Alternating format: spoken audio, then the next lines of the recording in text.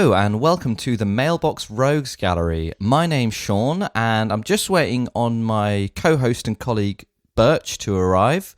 He said he was just running off to do an errand. I'm in a nice little cafe, Greasy Spoon, here in Dover because we have made it back to Blighty. We are back in the UK and I just thought I'd stop in here for a cup of tea and a good old plate of beans while I'm waiting for Burch to run his errand. And he should be back any minute, really. I think that's him coming here through the door now.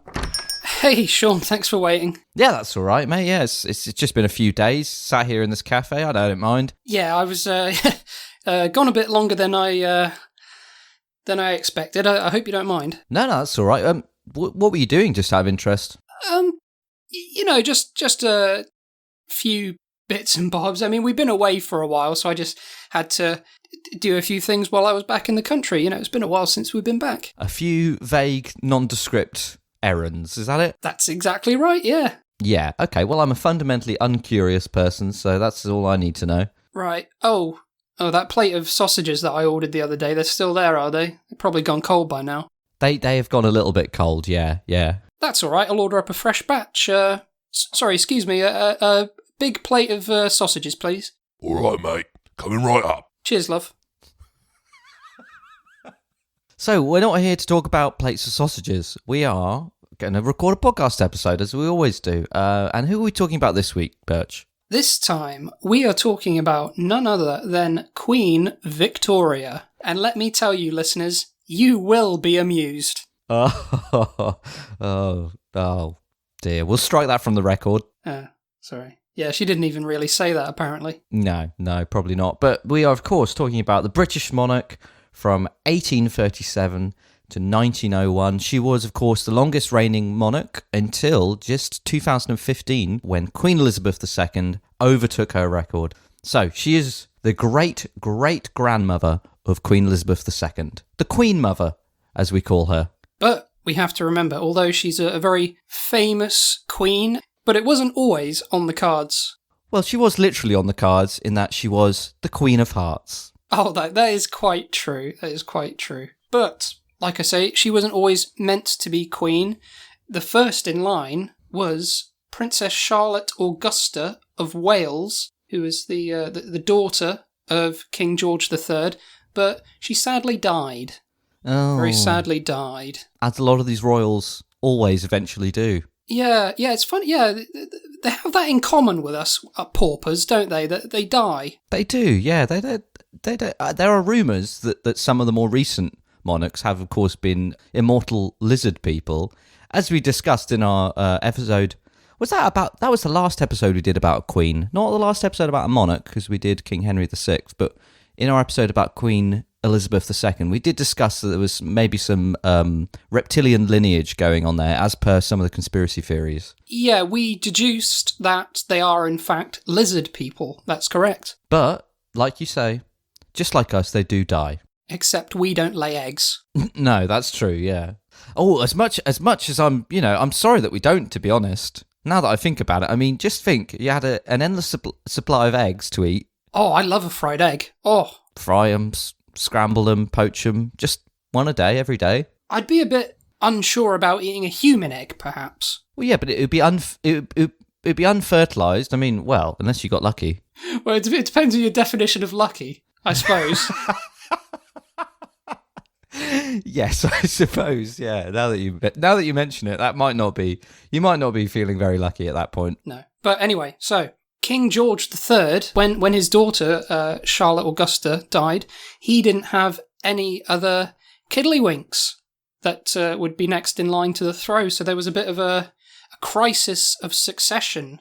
Who was going to take over the role? And there were a few potential people. There was Queen Victoria's father, basically Prince Edward, and he had several brothers as well. And now at this point, none of them were married and they didn't have any kids. So there was a bit of a race, basically, for them to get married and get their end away, basically. Yeah, so they could produce an heir and then put their household at the forefront of the monarchy. That's right. It was very much like Game of Thrones, almost. Yeah, a bit more interesting, though.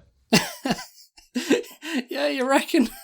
There's no dragons in the monarchy, though. Oh, actually, we've established there No. aren't there? Lizard people. So I guess it has that as well, doesn't it? Yeah. But anyway, so like I say, Prince Edward and his brothers, like none of them were married, none of them had kids. So to try and produce an heir, because it really was like a race to the finish line to have a child. What him and his brothers basically did was they took part in basically a ye olde blind date to try and set them off with a future wife and then to have kids. Can we use the term ye olde to refer to we're talking about like the early 1800s, are we? I think anything older than 100 years is worthy of the title ye olde. So we're talking about like you'd be happy to refer to like ye olde Battle of the Bulge in the ye olde First World War. Yeah, I would actually. Yeah, I'm putting my foot down, Sean. I'd be happy. I would be thrilled to say ye olde First World War. In fact, Ye olde Franz Ferdinand was assassinated by ye olde Black Hand gang of the ye olde Serbian nationalists. All right, well, I better update this history book I've been working on then. yeah. If anything, it'll add a few more words in there. Get the word count up, a few more pages. Well, actually, that's good because so far what I just read to you was all I have. So that does help fatten it up a bit. But yeah, so Edward and his brothers, they went on this blind date, sort of. I know where this is going, right? We've got. Are we allowed to use the music from Blind Date on this? Can we get the and then Scylla's there? Ye olde Scylla. Ye olde Scylla. Come She's hither, there. chucks. She looks exactly the same as we remember her, which is, of course, stunningly beautiful. Except she has a big hat with a feather in it. And of course, they didn't have television back then, so this was done just in front of a live audience. So you had Edward and you had his other brothers, and then like out walks this woman who's behind a big velvet curtain, and everyone in the crowd's like, woo! She walks out, da, da, da, da, da, da. Everyone's clapping. And then she's there asking questions to these brothers. You know, they're giving little cheeky answers. Yeah, she's like, if I was an ice cream, how would you eat me? That's right. And then, of course, you'd have Prince Edward. To that, he'd say something like... What would you say to that? Well, that's the beauty of that show, Birch, is you find yourself in situations you wouldn't usually find yourself in on a blind date. No, that's quite true. I mean, the other brothers, because of course they didn't get the woman in the end, so they were saying all sorts of stupid stuff like... Put you in a bowl and eat you neatly with a spoon. And Yeah, I'd put you in a bowl, eat you with a spoon. Yeah, but Prince Edward, was that his name, Prince Edward? Prince Edward, he'd be like, well, I'll lick you from top to bottom, and then all the courtiers in ye olde court, they all swooning, and their big pointy hats with tassels on start standing up a little straighter. Yeah, that's right. And he was the clear favourite, and then they went to another brother, and he was like, "Oh, I'd stick a flake in your head and like take a bite out of you, but then I'd probably get an ice cream headache, and." You know, to be honest, I'm allergic to dairy, so I'd probably bin you. And then everyone in the audience, boo, like that. And went through a few of those questions. Eventually, Prince Edward just ended up being the best choice, so he ended up winning. And where did they go on their holiday at the end? They went to Benidorm. Ooh! Oh, I'd love to see the reel they spliced together of that. Where it was a series of oil paintings. Very beautiful. Though. Oh. I'm pretty sure you can still see them in the National Gallery, can't you? That's right, you can, yeah. Them there in in Benidorm. They always take a nice oil painter with them when they went on holiday.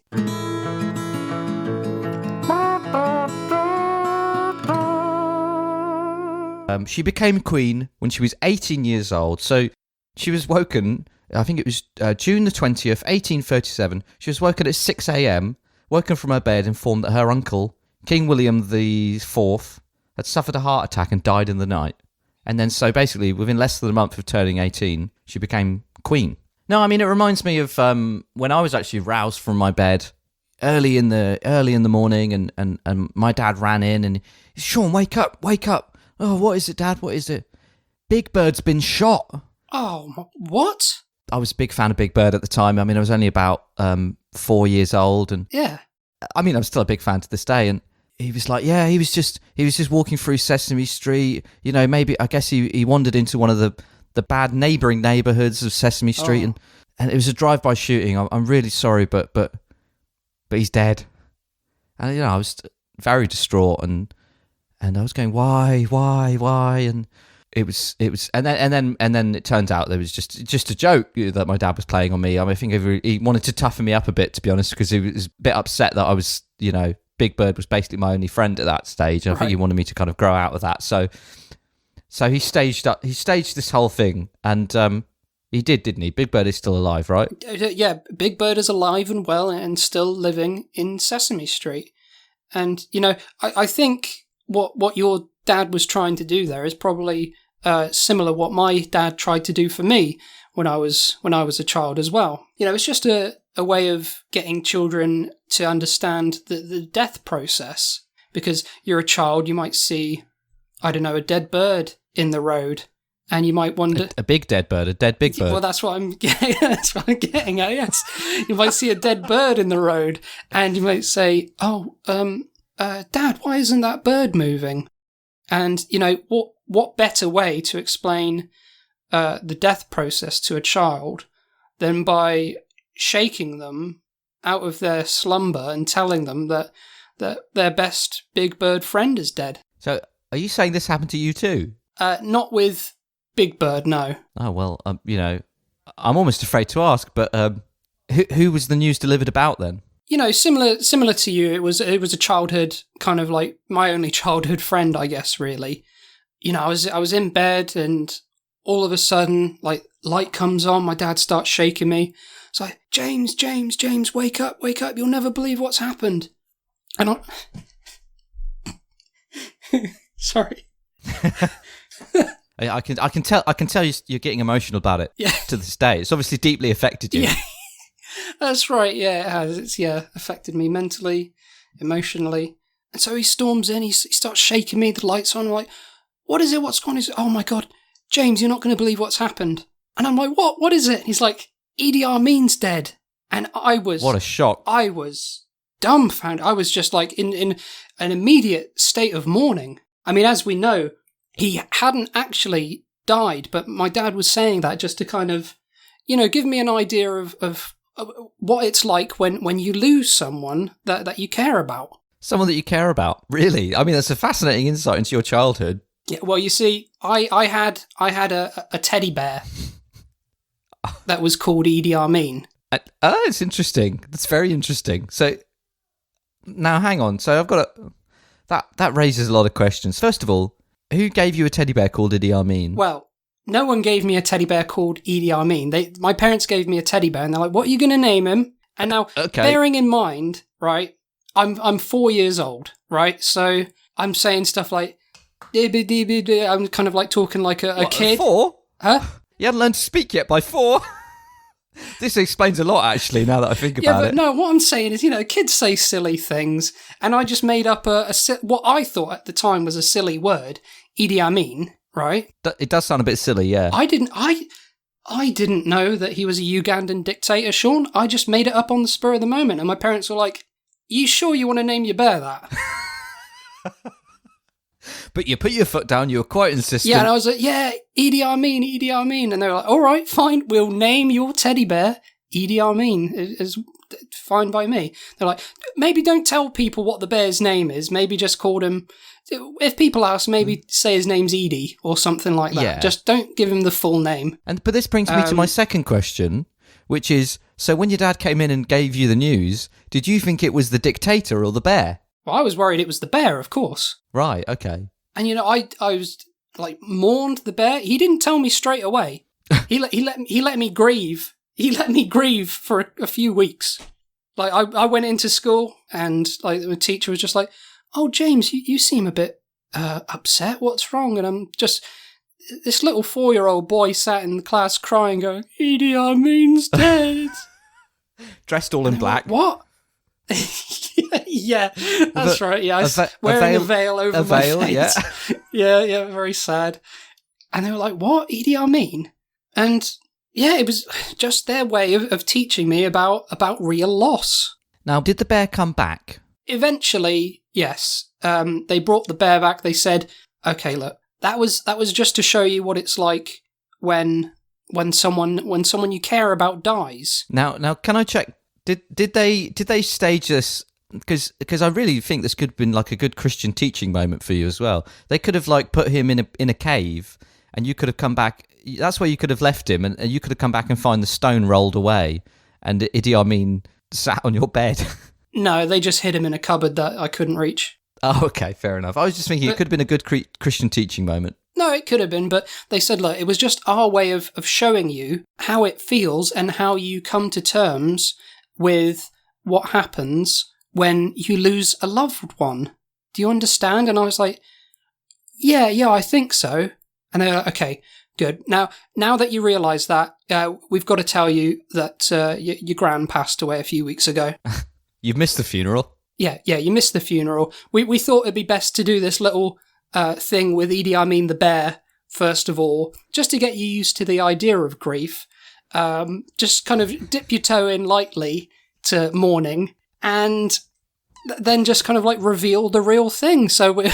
Well, and you must have been a whirlpool of emotions at that point. On one hand, you've got your best friend back. On the other hand, your own flesh and blood, you've lost. It was a very confusing time, and, I stopped playing with the bear after that point, and even now, like, when I hear the name Idi Amin, I just associate it with such negative things. You're purveyor of death. Yeah, I can see where you got that feeling from. I mean, it really does explain a lot about you and your relationship to the living in this world. Yeah, I guess I sort of think of everyone as a teddy bear that goes missing. Here's your plate of sausages, mate. Oh, cheers. Thank you. I'm starving. Oh. Sergio, actually, could I have another plate of beans?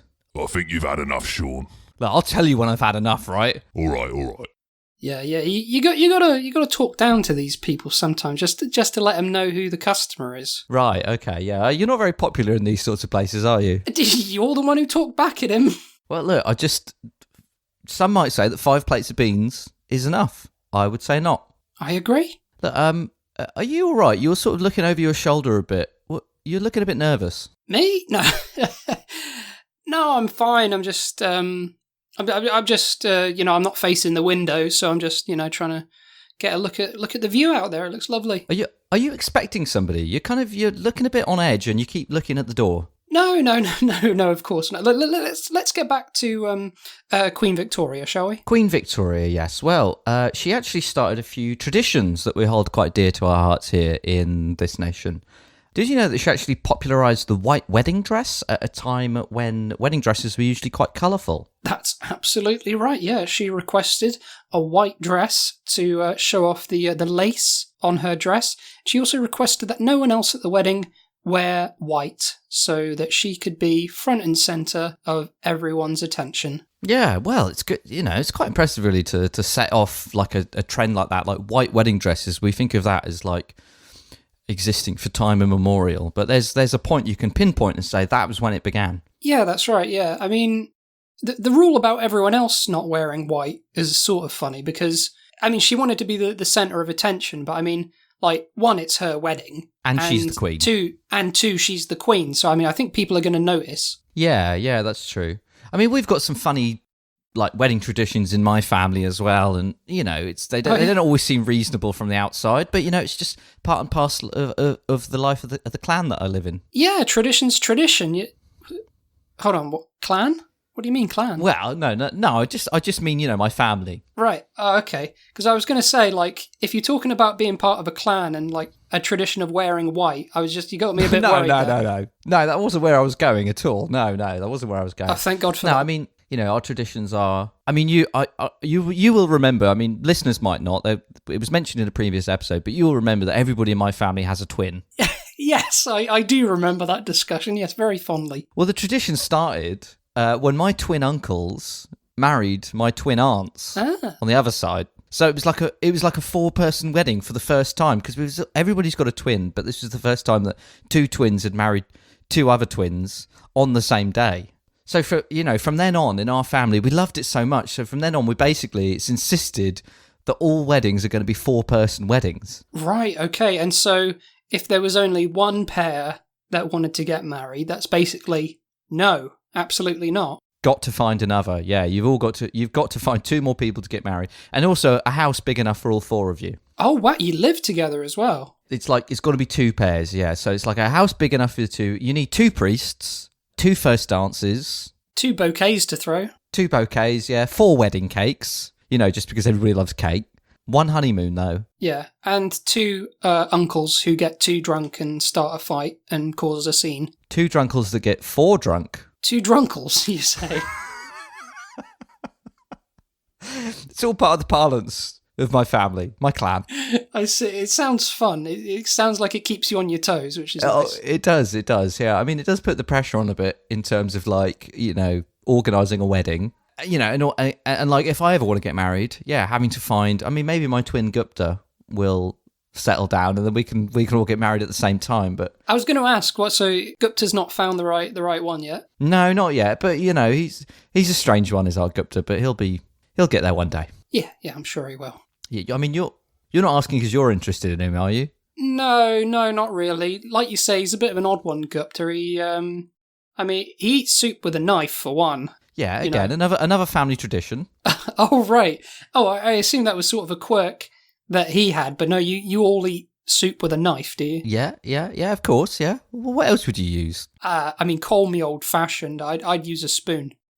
Well, the devil's implement. Oh, the Kennelly clan don't like spoons. No, dead against them. Don't even like to have them mentioned in our presence, really. Anything smaller than like a ladle, we don't like. That's interesting. I mean, I was wondering why you were eating your plates of beans with a knife and not like a spoon. There you go. I mean, the balancing act is part of the fun. Right. Well, is it offending you, me using my spoon to eat these sausages? It is a bit, to be honest, but I don't like to push my personal beliefs on other people. I'll just keep my mouth shut and just avoid looking at the spoon. If it'll make you feel more comfortable, I'll continue eating them with a knife. Yeah, okay, there you go. That would help. Yeah. Okay. Another, and going back to Queen Victoria traditions, there's the other one is the Christmas tree, because her husband Prince Albert was, of course, German. Yeah. And they basically popularised the custom in 1848 when Albert sent decorated trees to schools and army barracks around Windsor.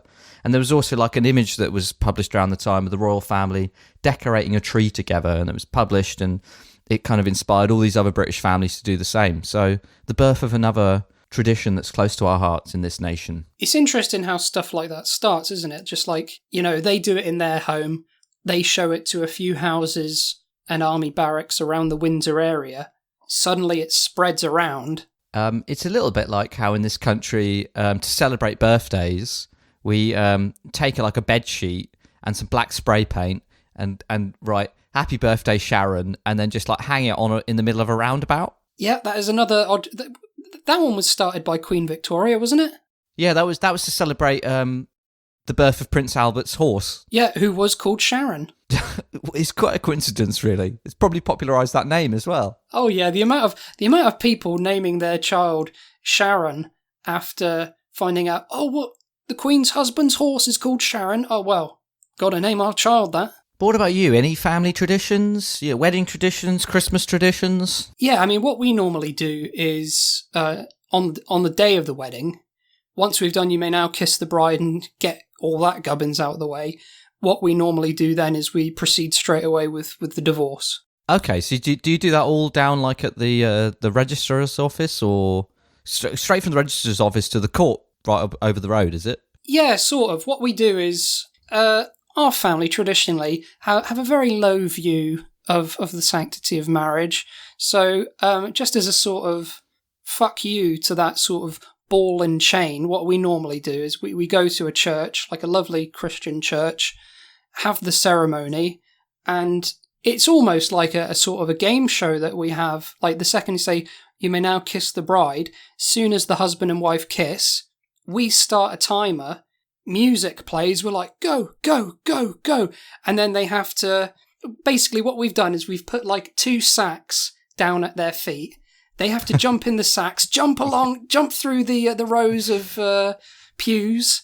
Then when they get outside of the church, they got a little tennis racket there with a ball on it. They got to walk down this steep hill of the church and not drop the tennis ball. When they get to the bottom of the hill, there's some skipping ropes there for them. They got to skip along, and then they have to make it down to the courthouse and get a divorce and see what time you get.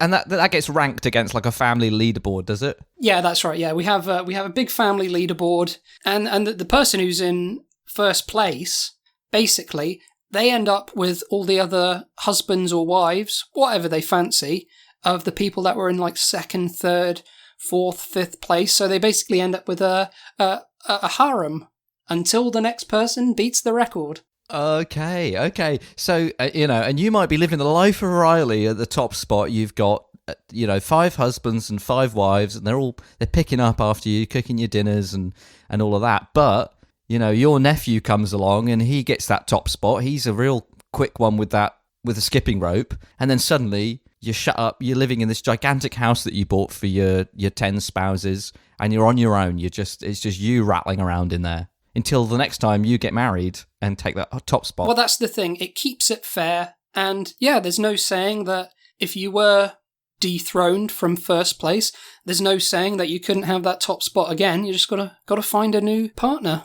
Just got to add to the harem. Does anybody mention this to the people who are marrying into the family, or is this quite a big surprise for them? Yeah, it does come as a bit of a shock to them.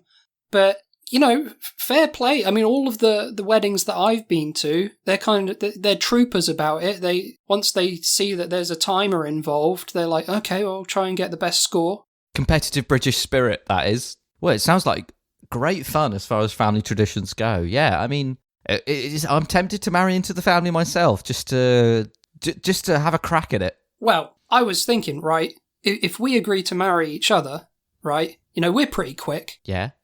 I mean, if we both did it, we would wipe the floor with everyone else. Yeah, I mean, I believe it. I believe that me and you could have a really good crack at it. But the thing is as well, don't forget you've got to reconcile it with my family tradition, where it's going to be a 4-person wedding. So it's going to be me and you, plus Gupta, my twin. And then so basically, now you've got to play matchmaker with Gupta to get somebody else up there on that altar. Yeah, but remember, we're inheriting a harem. Gupta will have whatever he wants. Well, yeah, but again, he needs somebody to marry in the first place. We can sort that. We can iron out the detail. We'll just say to him, look, Gupta, we'll help you out, right? We'll try and find you someone. Make sure they're fast. If only we could get him married to like Usain Bolt. He would be the best person, wouldn't he? I mean, he's quick, but what's he like balancing a tennis ball on a tennis racket? I don't think he's done that one yet in the Olympics. No. I think he's working his way up. I mean, we can certainly give it a go. But now I've got to wonder, if Gupta and Usain Bolt beat us, do they get the harem and we become part of their harem? Oh, I'd not thought of that. Because there's a delicate power situation going on with me and Gupta as it is, being the 2 twins. So maybe we marry him off to somebody really slow. Mary Berry. Yes. And then she'd be part of our harem? Oh, this is going to take some hashing out. Yeah. Maybe we should do this. We'll save this for another time. Maybe we should do this off air. Yeah, off air. We'll save it for another time. Well, listeners, we've talked quite a lot about Queen Victoria, and I don't know about you, Burch, but I've still got a lot more to say. I still have a lot more to say, and I've still got a lot more sausages to eat, so maybe we should make this a 2-parter. Let's cut it in half. Let's do some this week, and we'll do some next episode as well. So, listeners, tune in next time for more Queen Victoria fun. If you've enjoyed the podcast, you can contact us in a number of different ways. You can reach us by email at mailboxroguesgallery@gmail.com. You can also get us on the social medias, such as Twitter, where we are at mailboxrogues. We're also on Facebook, Instagram, TikTok, where we are Mailbox Rogues Gallery. And I think we have a Discord as well. We do indeed have a Discord where you can communicate with us and other members of the Mailbox Rose Gallery community. Yeah, and you can also catch us on all of the podcasting platforms, including Spotify and YouTube. And if you're listening, please do give us a rating and a review, especially if it's on Apple Podcasts, as that gets us to the top of the charts where we want to be. Yeah, that's right, baby. We want to kick the asses of Joe Rogan and whatever people listen to. To be honest, the only podcast I listen to is ours. Yeah, well, just don't be starting a war with Joe Rogan. I don't think that's a war we're going to win. But anyway, that's enough for this time. We'll see you next time, folks. I've been Burch. I've been Sean. Toodles. Goodbye.